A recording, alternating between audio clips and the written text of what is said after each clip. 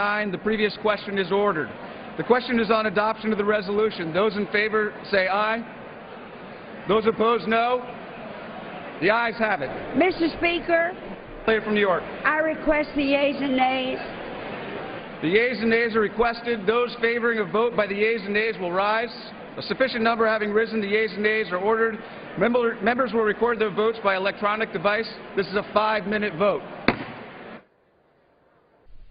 So the second of two votes in the House this afternoon. Members now voting on approval of the rule for debating the welfare work requirement legislation and the bill concerning environmental regulation and policies. After this, we expect members to debate the welfare work requirement measure. And general debate on the environmental regulations legislation is coming up later this afternoon. Votes are expected tomorrow.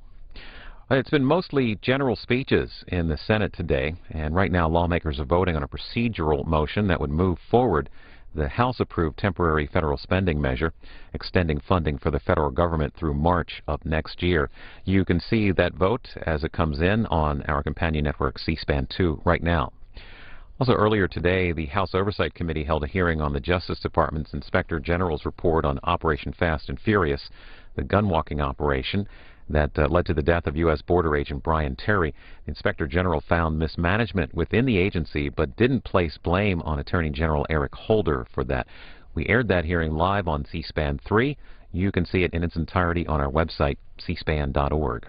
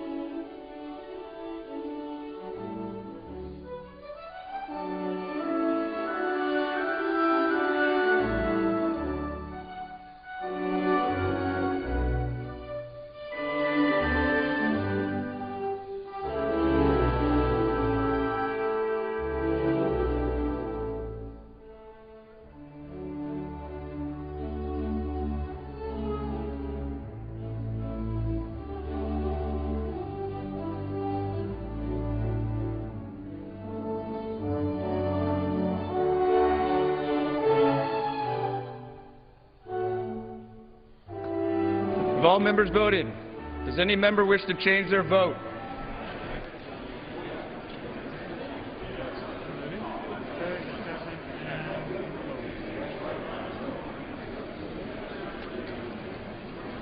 On this vote, the yeas are 233 and the nays are 182. The resolution is adopted.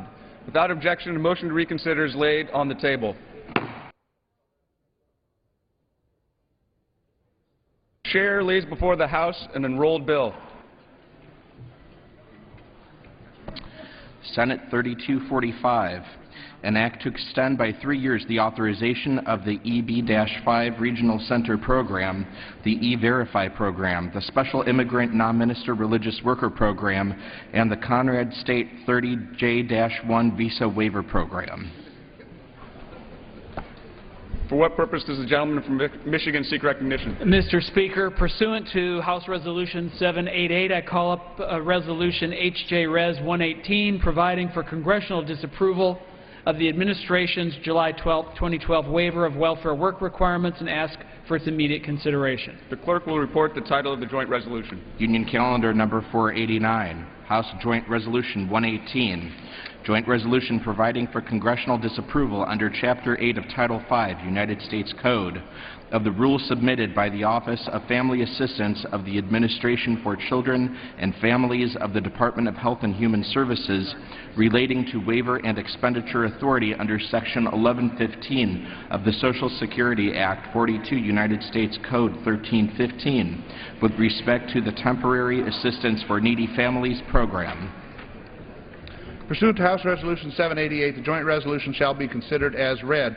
Debate shall not exceed 1 hour, with 30 minutes equally divided and controlled by the chair and ranking members of the Committee on Ways and Means, and 30 minutes equally divided and controlled by the chair and ranking minority member on the Committee on Education and the Workforce, the gentleman from Michigan, Mr. Camp, and the gentleman from Michigan, Mr. Levin, the gentleman from Minnesota, Mr. Klein, and the gentleman from California, Mr. George Miller. Each will control 15 minutes. The chair now recognizes the gentleman from Michigan.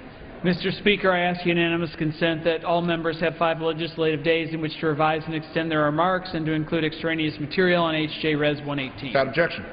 Mr. Speaker, I yield myself such time as I may consume. The gentleman is recognized.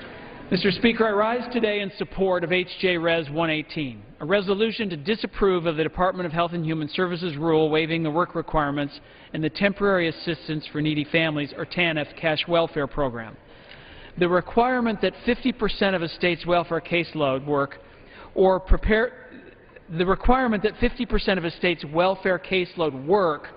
prepare for work was a central part of the bipartisan 1996 welfare reforms signed into law by President Clinton.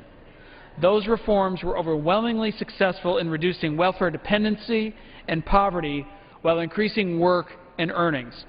Unfortunately, President Obama said that he would have opposed such reforms had he been in Congress at that time. And so on July 12th of this year, Suspend. The House will be in order. Members, please remove your conversations from the floor. Gentleman from Michigan. Thank you, Mr. Speaker. And so on July 12th of this year, the Obama administration issued an information memorandum to waive the welfare work requirements in a blatant and unlawful end run around the current Congress. The administration's action is unlawful on 2 fronts. First, the welfare work requirements are contained in a section of the Social Security Act, Section 407, that may not be waived according to that law. Second, the Nonpartisan Government Accountability Office determined that the administration's information memorandum qualifies as a rule and therefore should have been officially submitted to the Congress for review before being issued. It was not.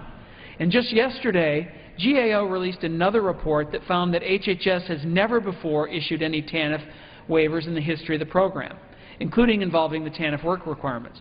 More importantly, they found that when previous HHS secretaries were asked about the possibility of waiving work requirements, HHS responded that, and I quote, "The Department does not have authority to waive any of these provisions," end quote. That was the conclusion of the Clinton administration, the Bush administration, and at least to date, the Obama administration. When it comes to welfare work requirements, I guess we can say President Obama was against them before he was for them, before he was against them. Unfortunately for the President, the American people do not agree with his original and most recent position on this issue.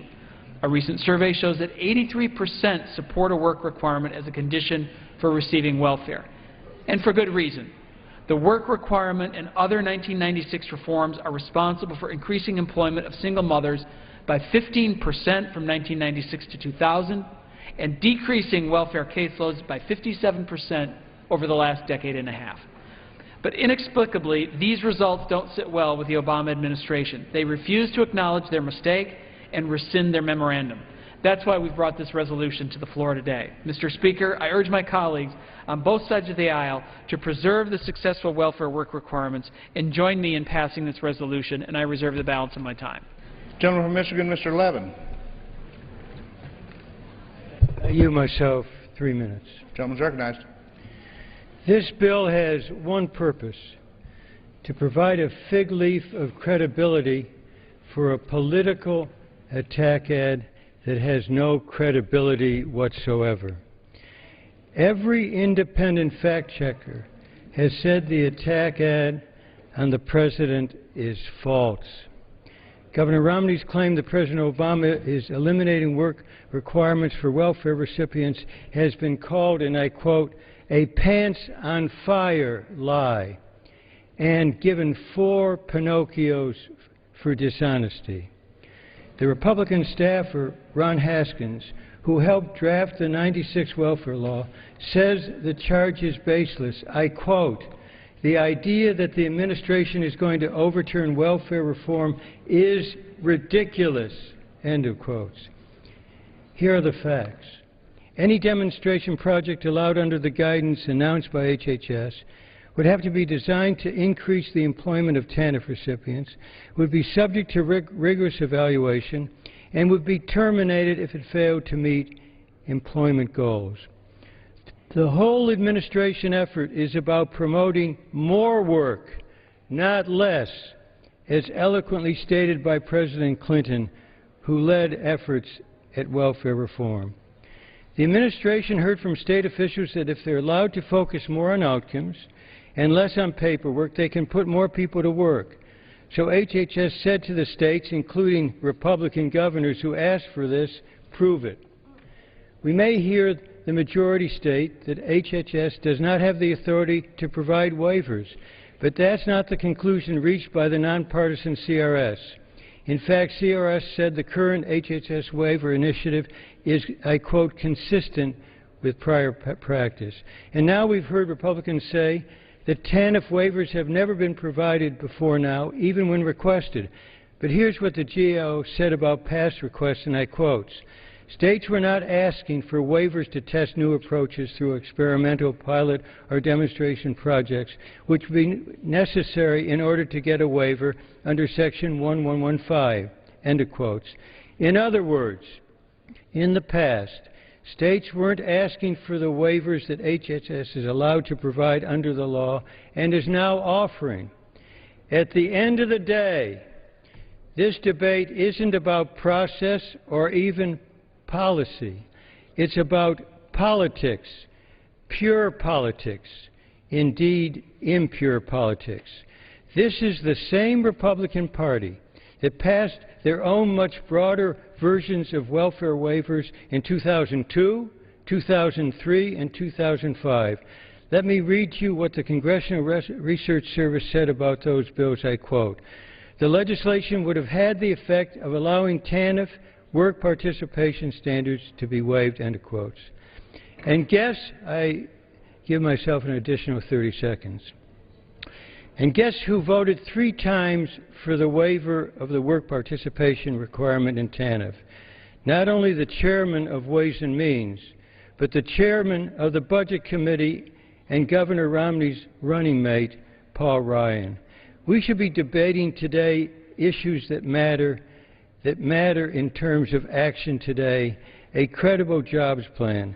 Instead, House Republicans who are doing nothing on these issues are doing something totally political, a disservice to this great institution. I reserve the balance of my time. Gentleman from Michigan, Mr. Camp. I yield myself 30 seconds only because the gentleman referred to me. I will just say that the issue that he refers to was actually to extend the work requirements to other programs, which actually would have increased the work requirements. And let me just say, I'm glad my friend brought up the fact-checkers, because the Washington Post fact-checker confirms that calling the Democrats' claims of increasing work a stretch and stating that it's not clear that, quote, the net result is that more people on welfare will end up working, and actually gave the, quote, eloquent speech by President Clinton, my friend referenced, two Pinocchios for saying that would increase work by 20%. I reserve the balance of my time, and at this time would yield 2 minutes to the distinguished gentleman from Minnesota, a member of the Ways and Means Committee. Gentleman from Minnesota is recognized for 2 minutes. Thank the chairman for yielding. Mr. Speaker, I rise today in support of HJ Resolution 118. This is a resolution that will protect welfare work requirements from executive overreach, ensuring that welfare recipients must continue to work in order to qualify for benefits. And as acting chairman of the Human Resources Subcommittee, I just want to talk real quickly about how this resolution accomplishes two very simple objectives. First, the resolution simply affirms congressional authority over welfare programs by invalidating the overreach of an HHS rule. Back in July, HHS unilaterally granted itself the authority to rewrite the work requirements, claiming that they can approve or disapprove work rules at the state level. But that's just not how Congress intended this to work. Both the Nonpartisan Government Accountability Office and the Congressional Research Service agree that this HHS approval is far more than guidance to states. It constitutes a new rule that must first be submitted to Congress for review before it can take effect. Secondly, Mr. Speaker, this resolution, it lets states know where Congress stands on the importance of strong work requirements. The 1996 welfare reform law was first created with strong work requirements, and it was a bipartisan historic achievement. The result was a program that heavily emphasizes engaging welfare recipients in work and pro-work activities. Before the HHS guidance, states knew what the rules were. However, in the wake of this new HHS rule, it's not clear what the rules are now. HHS seems intent now to simply make up the rules as they go along. That's what an anonymous HHS official told the Washington Post recently, describing how this policy of waiving work requirements was evolving in an iterative process. The administration's defense that these changes will strengthen the work requirements is not reassuring, because it just doesn't make sense. If states want to engage more welfare recipients in work for more hours and with tougher penalties for failing to work, there's nothing that stops them from doing so under current law. They don't need a waiver to apply to do any of that. Simple logic simply says that the HHS guidance is about weakening, not strengthening work requirements for welfare recipients. I yield an additional 30 seconds. And, Mr. Speaker, we cannot allow HHS to circumvent Congress and undermine welfare work requirements. I urge my colleagues to support the resolution and yield back the balance of my time. I now yield 1.5 minutes to the distinguished gentleman from New York, Charles Rangel. Gentleman from New York is recognized for 1.5 minutes. Without objection. Thank you. Thank you for allowing me this opportunity to participate in the Republican presidential campaign, because that's exactly what this is.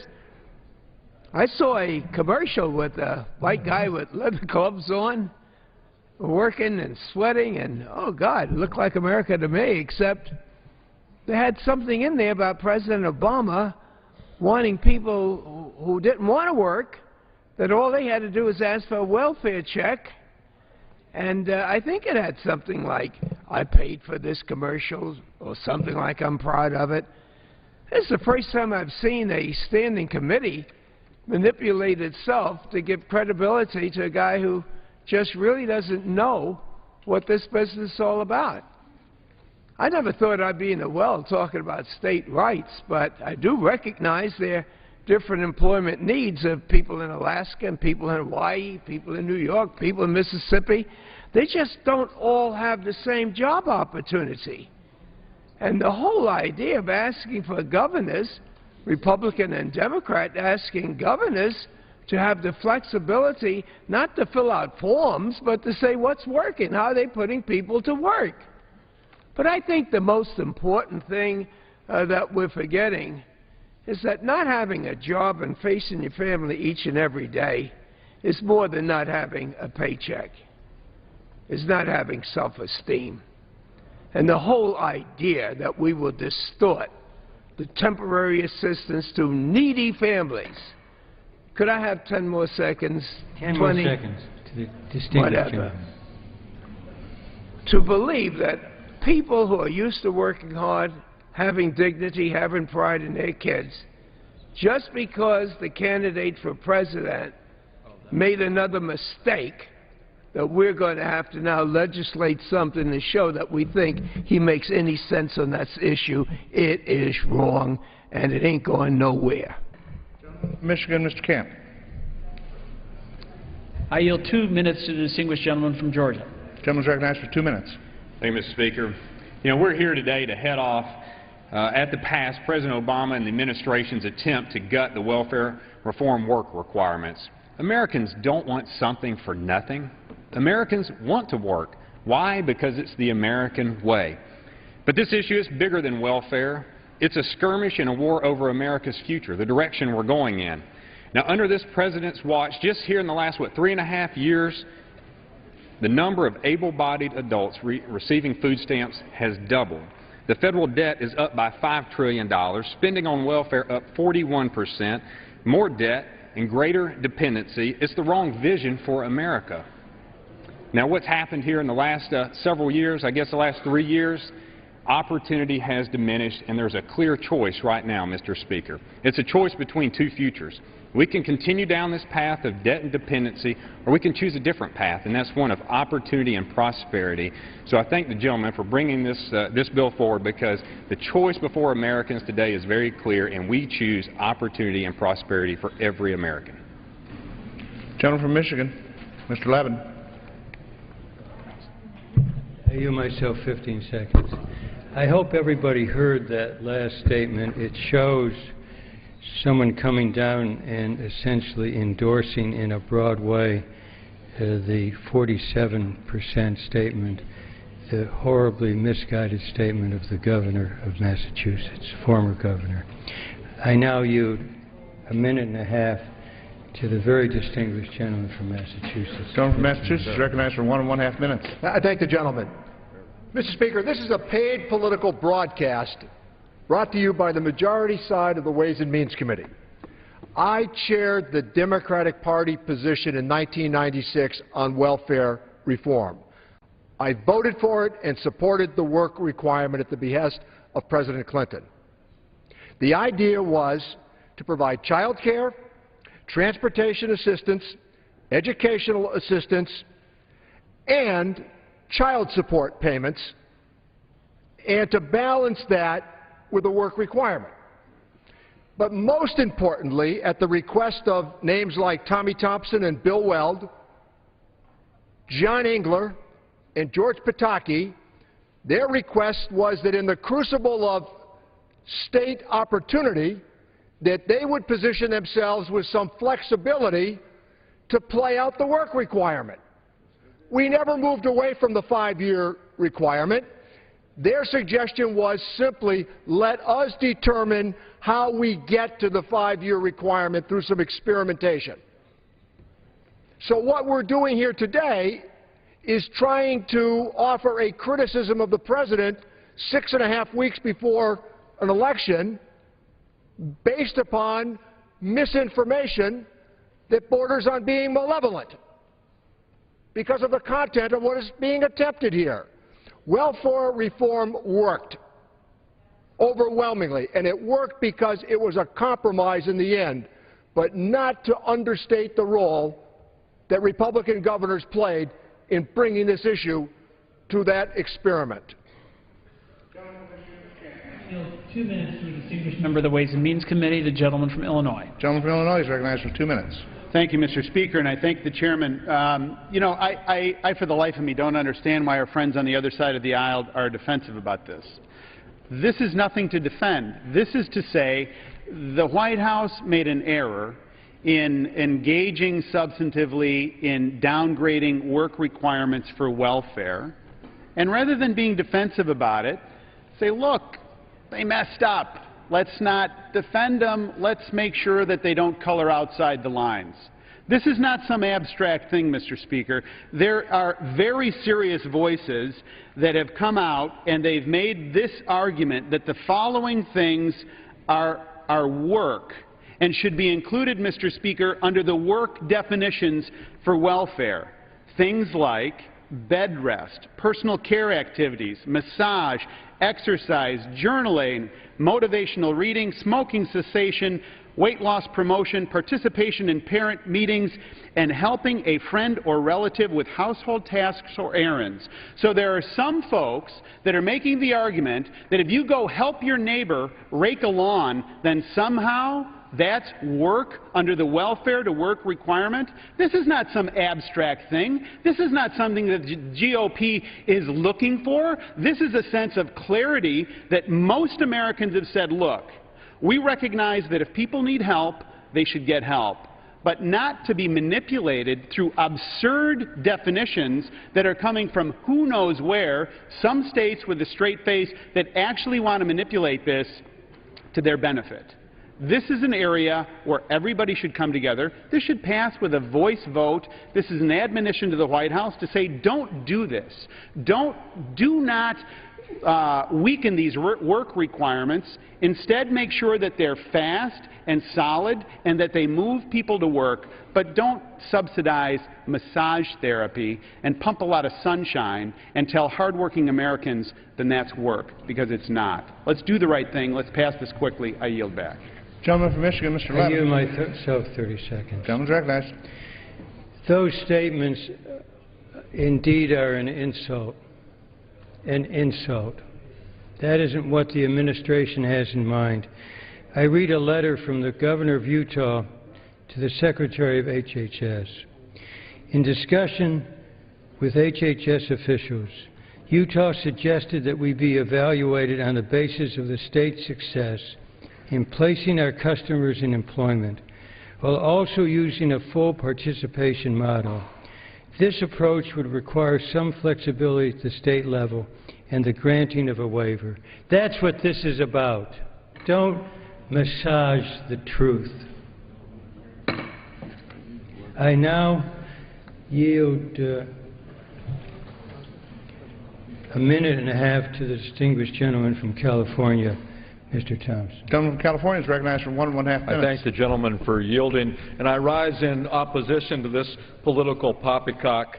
I've got a real personal interest in this issue and this legislation. When I was in the state Senate, I wrote California's welfare reform legislation, and the work requirement was a major part of that. And it was a bipartisan effort in California. It was signed by a Republican governor, Pete Wilson, and today it's still being followed by a Democratic governor, Jerry Brown. Welfare reform has worked. 15 years later, the program caseload in California is roughly 60% of what it was in 1998, even in the face of this terrible recession that we're looking at today. And waivers were an important part of that, as they are in every state across the nation.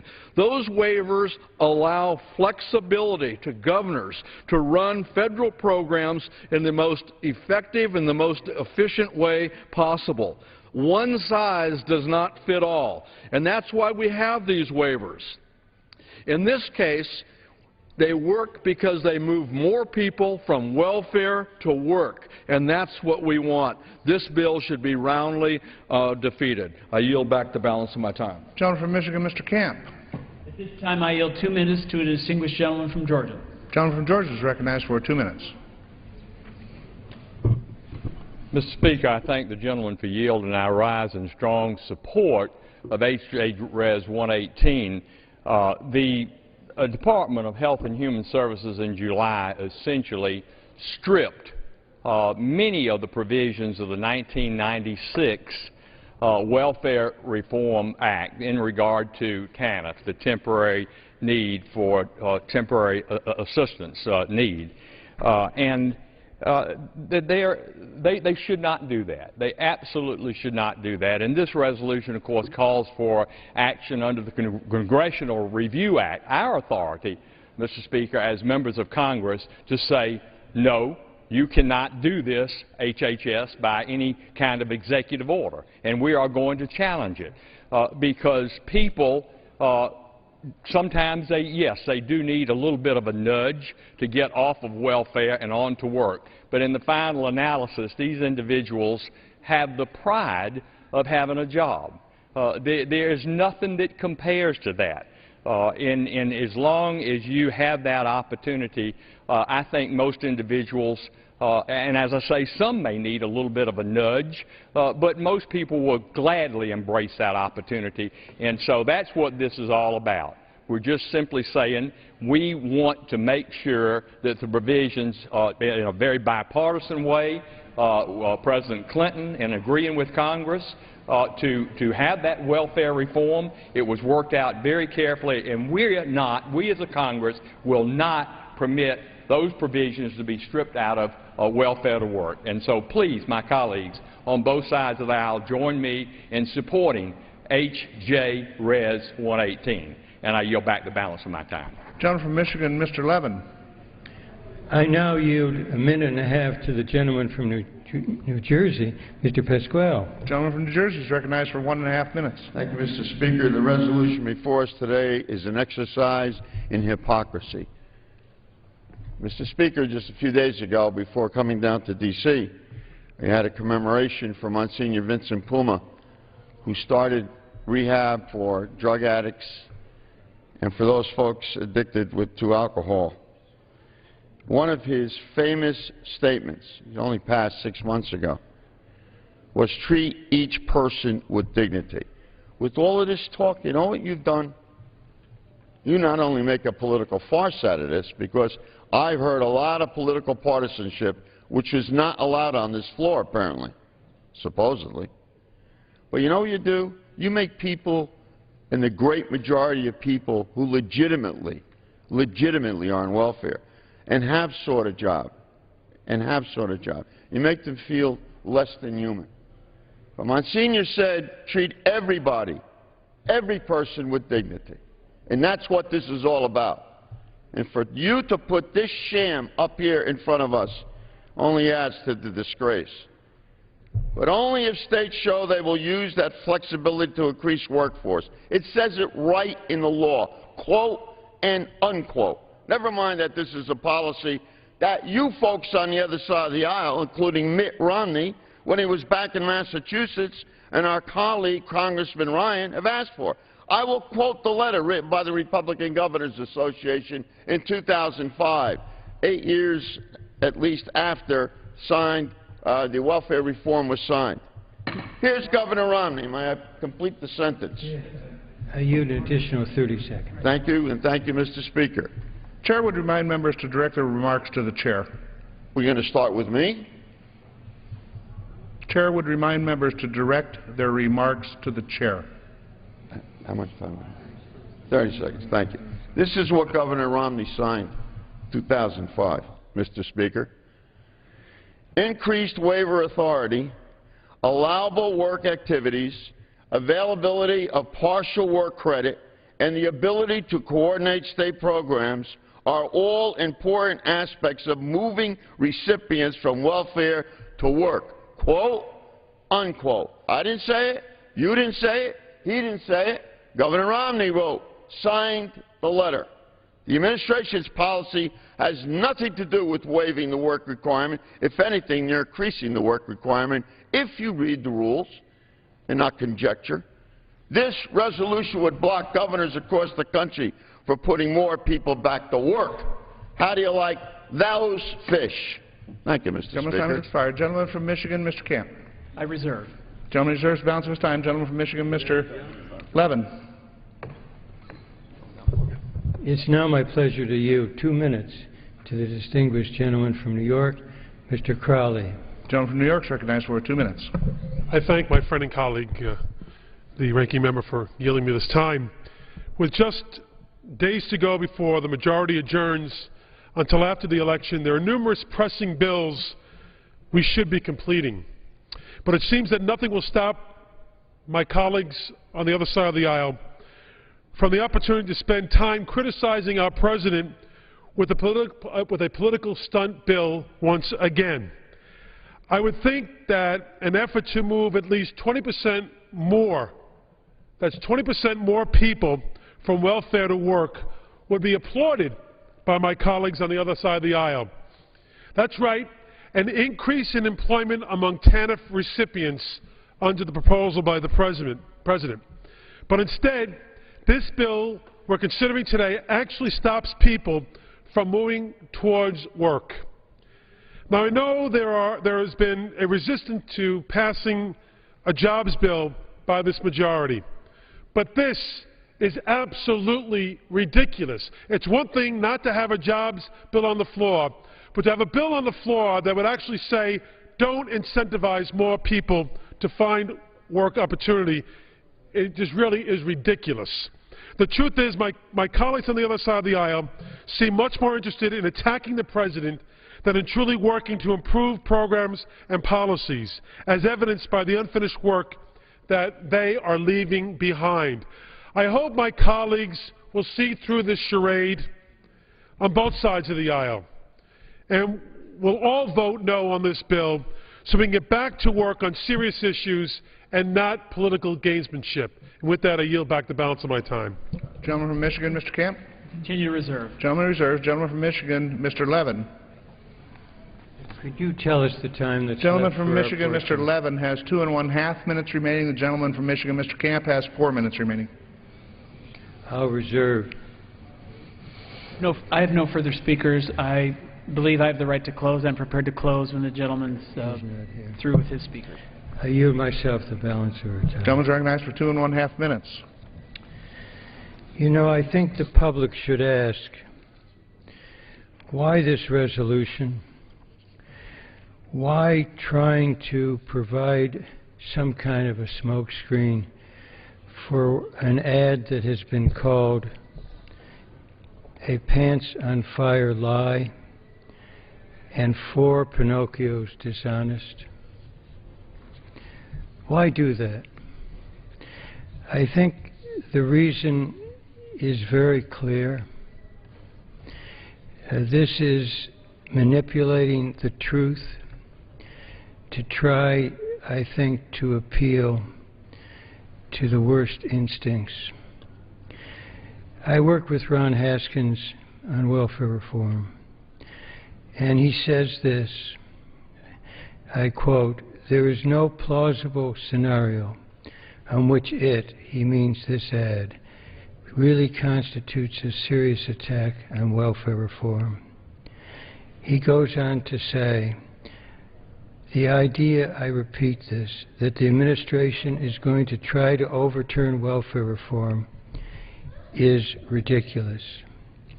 And then he says, "Republicans are the ones who talk about giving the states more flexibility. Now, all of a sudden, the states shouldn't get the flexibility because they are going to mess it up. It doesn't make sense. But it's worse than nonsense. It's pernicious. The ad is pernicious, and it's beneath the dignity of this House for Republicans in the House who are doing nothing on major issues to do something to try to protect the former governor of Massachusetts, their candidate for president. This House deserves much better than becoming a political plaything. A political plaything. It won't happen. Despite this vote, it won't happen. I yield back the balance of my time. Gentleman yields back the balance of his time. Gentleman from Michigan, Mr. Camp. Well, thank you, Mr. Speaker. I yield myself the balance of the time. Gentleman's recognized for 4 minutes. When the bipartisan welfare reform bill was passed in 1996 and ultimately signed by President Clinton, the work requirement was a key part of that welfare bill.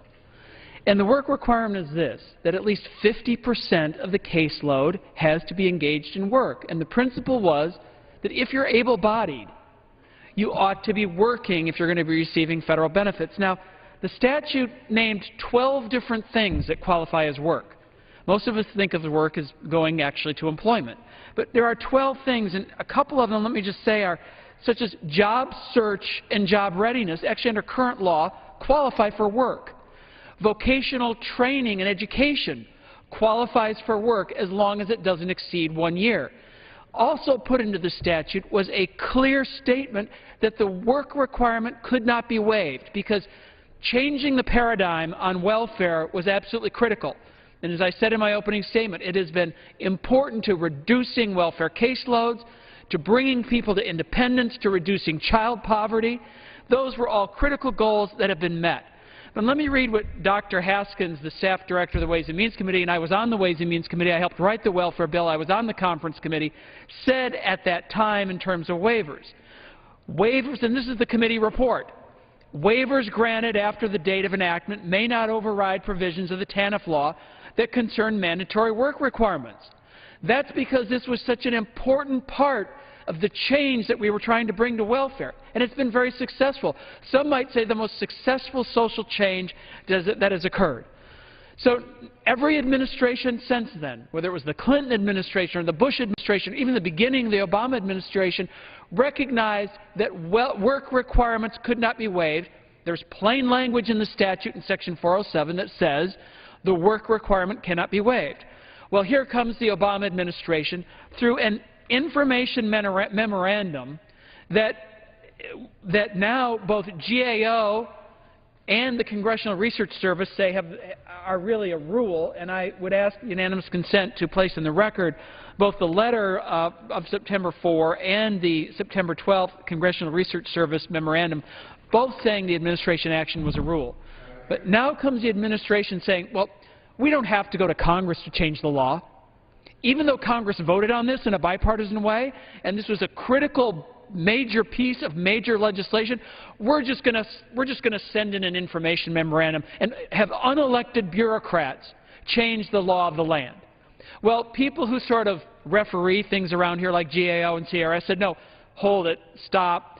This is not an information memorandum. This is a rule. Well, if an administration wants to promulgate a rule, there are certain criteria that they have to follow, and the reason is because unelected people are making law. So in order to do that, they have to inform the Congress, they have to do certain things, none of which the administration did. The bottom line is, if you read this information memorandum, let me read a piece of this. Projects that test systematically extending the period in which vocational education training or job search readiness programs count toward participation rates, either generally or for particular subgroups, extend the period. Under the law, I just said vocational training can only last a year. This information memorandum says, well, you can be in training for longer than a year. That is weakening the work requirement, number one. And number two, they did not follow the law by notifying the Congress. They need to go back. They need to issue a rule. But frankly, if this is this important to them, come engage the Congress. There's been no consultation. There's not been one staff person from HHS that's come up and had an opportunity to brief any of us on this. I'm willing to work with the administration. I'd like to hear their ideas. I'd like to have that opportunity to do so. I think it's regrettable that we've gotten to this point, but we've gotten to this point because it's been a mistake. They made a mistake, and they need to withdraw that. And I urge that we support the resolution. This is too important to have unelected bureaucrats make the law of the land. Gentleman's time has expired. The time of the Committee on Ways and Means has expired. The gentleman from Minnesota, Mr. Klein, and the gentleman from California, Mr. Miller, each will control 15 minutes.